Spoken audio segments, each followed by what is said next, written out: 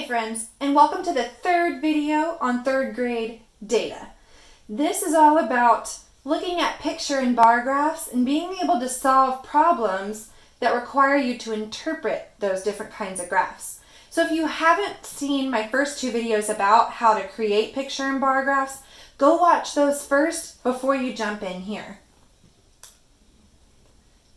Remember, throughout the video, it's a good idea to pause it when I ask you to and try the problems on your own.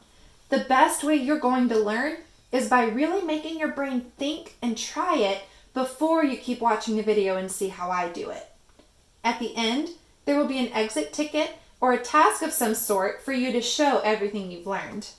And as always, feel free to rewatch the video if you need to.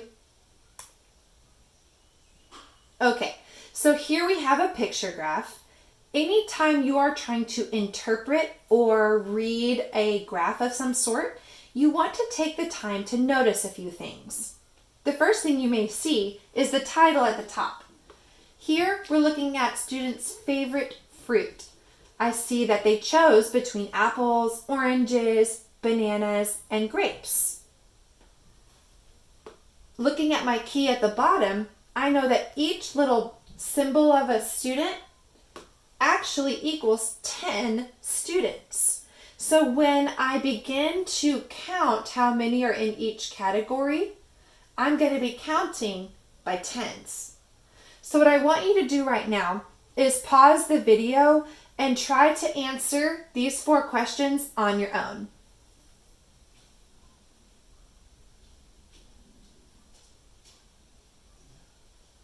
Okay, let's talk about the strategies we can use to answer questions about graphs. The first question says, how many students answered the survey? So what I'm looking for here is the total number of students that filled out this survey. So I need to know how many in all. There's a couple of different ways I could do this. I could count up the total of each category and add those up, or I could just count all of them. Since I know I'm pretty good at counting by tens, I might just start there. Let's start. 10, 20, 30, 40, 50, 60, 70, 80, 90, 100. I'll come back to this one. 110, 120, 130, 140. And then this is a half of a person. That means it's half of this amount. Half of 10 is 5. I left off at 140. 5 more makes 145. So number 1, the total number of students that answered the survey was 145 students. Let's take a look at number 2. How many more students chose oranges than bananas? So I'm trying to compare oranges to bananas. There's a couple of different ways I could do it.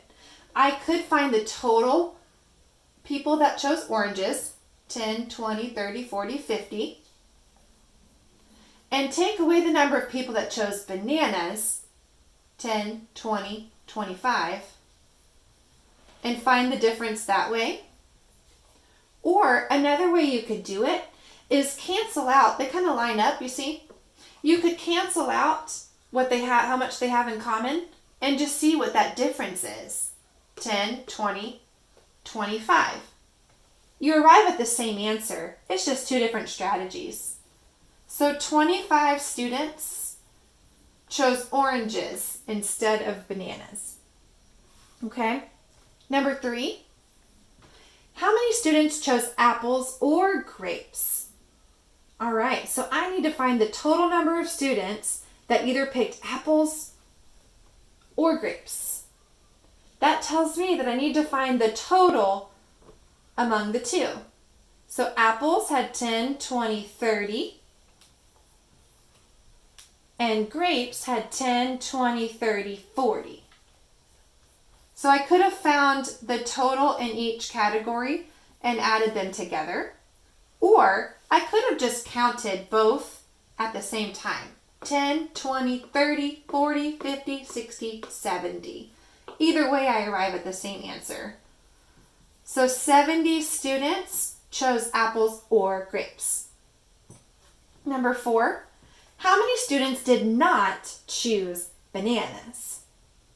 Okay, again, there's a couple of different ways to solve it. You could count all of them except for bananas. So 10, 20, 30, 40, 50, 60, 70, 80, not bananas. 90, 100, 110, 120. Or you could have taken your answer from the first question, the total number of students, which was 145, and taken away the number of students that chose bananas. 10, 20, 25, and then do some simple subtraction. Either way, you arrive at the same answer. It's just two different strategies to solve it. Let's try another one. Pause the video and use this graph to answer the questions on the right.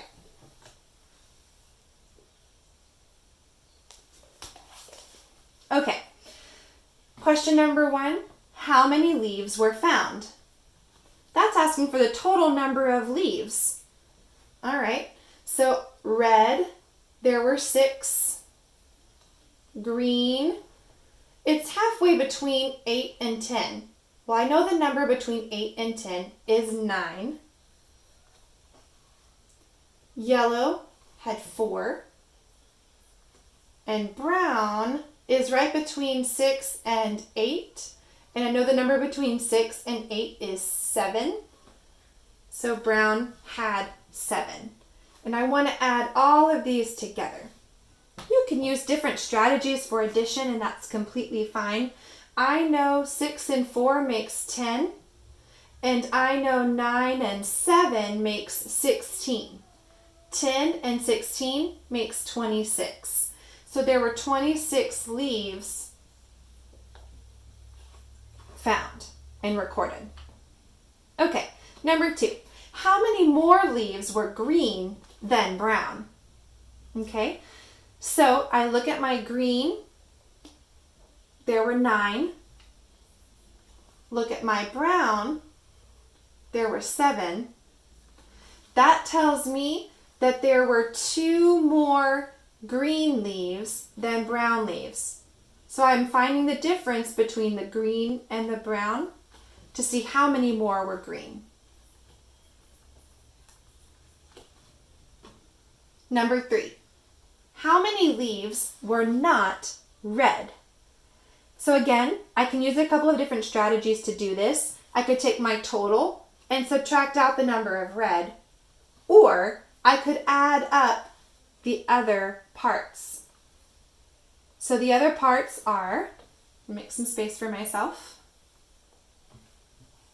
9 for green, yellow is 4, and brown was 7.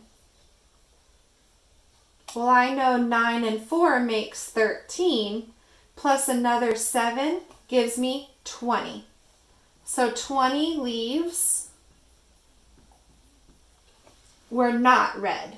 If I'd have done it the other way and taken the total and taken out the 6 red, I would have arrived at the same answer, just using a different strategy.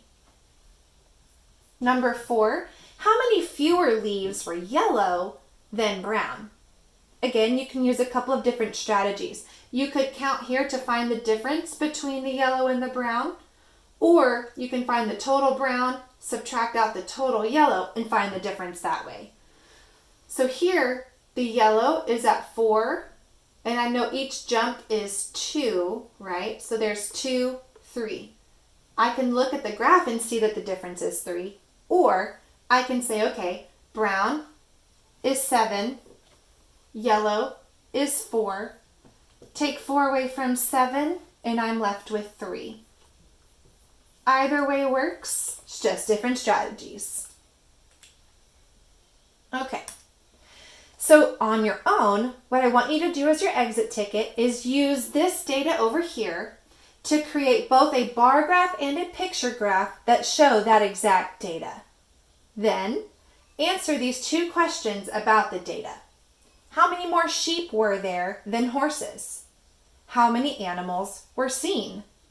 So we're pretending we saw these farm animals on a field trip or something, and we're going to represent it two different ways, a picture graph and a bar graph, and answer those questions that are about the same data. All right, so pause the video if you need to so that you can look at the data and create your graphs. Thanks so much for watching and happy learning.